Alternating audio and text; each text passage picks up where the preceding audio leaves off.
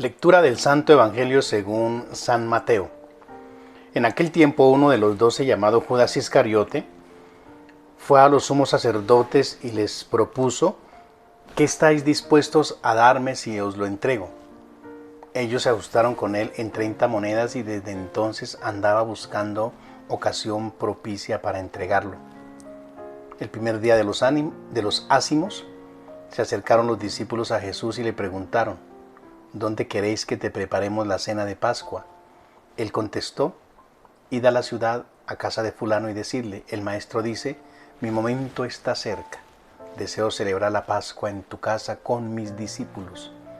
Los discípulos cumplieron las instrucciones de Jesús y prepararon la Pascua.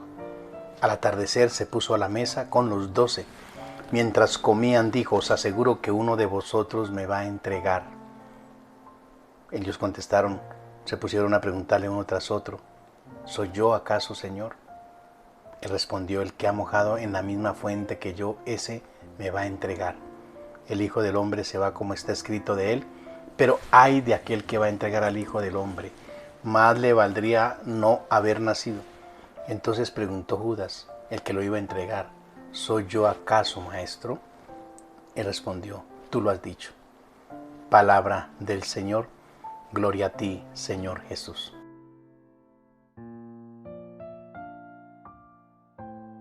Meditamos hoy este Evangelio, el Evangelio de San Mateo. Nuevamente retomamos este instante donde se consuma la traición por parte de Judas. Sí, es necesario meditar sobre esta parte, pero recordando que el Señor también nos va a decir: no es que me estén quitando la vida, yo la estoy ofreciendo. Es el plan de Dios. Aquí pareciera que es la crueldad humana la que se realiza, que es la traición la protagonista. Muchas veces nos quedamos en eso, ¿no? En la traición, en el odio, en la venganza, en la crueldad. Y decimos: no, pareciera que aquí se consumó toda la crueldad humana y triunfaron los malvados y triunfó el mal. No, no es así. Aquí se está realizando el plan de salvación de Dios de manera a veces así contradictoria, valiéndose de estas circunstancias tan dolorosas, ¿no? ¿Quién puede hablar, por ejemplo, de que se esté realizando el plan de Dios en medio de un acto tan cobarde de traición?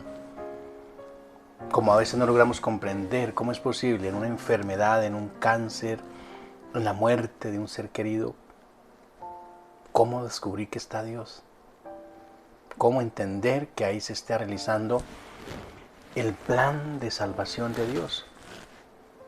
Pero así es, mis hermanos, y le tenemos que pedir a Dios que nos dé esa fe de saber que se está realizando el plan de salvación, que el plan de salvación está por encima de todo.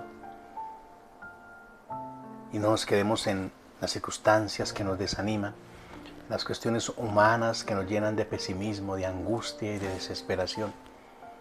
Y mucho menos cuando allí se convierten en pretextos para abandonar a Jesús o para dejar de cumplir con la voluntad de Dios. Por supuesto, hay hermanos que hoy se pueden estar preguntando, siendo víctimas de la traición, siendo víctimas de la crueldad, siendo víctimas de la injusticia, alguien se puede estar preguntando hoy si vale la pena seguir siendo honesto, si vale la pena seguir siendo fiel, si vale la pena seguir siendo buena persona, buen ser humano. Hoy el Evangelio nos responde que sí, porque, mis hermanos, puede hacer que la crueldad haga mucho ruido y pareciera que vence, pero no es así. Al final, mis hermanos, lo que quede es la justicia de Dios, el amor y la misericordia, pero también la justicia de Dios. Y por eso hoy diremos: vale la pena perseverar y permanecer. Jesucristo nuestro Señor, aunque experimentó en carne propia la traición, nunca abandonó, nunca reparó. Ve a hacer lo que tienes que hacer, ¿no? Hoy el Señor nos invita a eso. ¿Qué es lo que hoy tengo que hacer? Al comenzar este día, al finalizar esta reflexión, ¿qué es lo que tengo que hacer? Ojalá sea el bien, ojalá sea el hacer actos de amor, de misericordia, de caridad. Ojalá sea compartir, ojalá sea ir a mi familia, ojalá sea ir a donde está Jesús, y no como Judas irme a traicionarlo.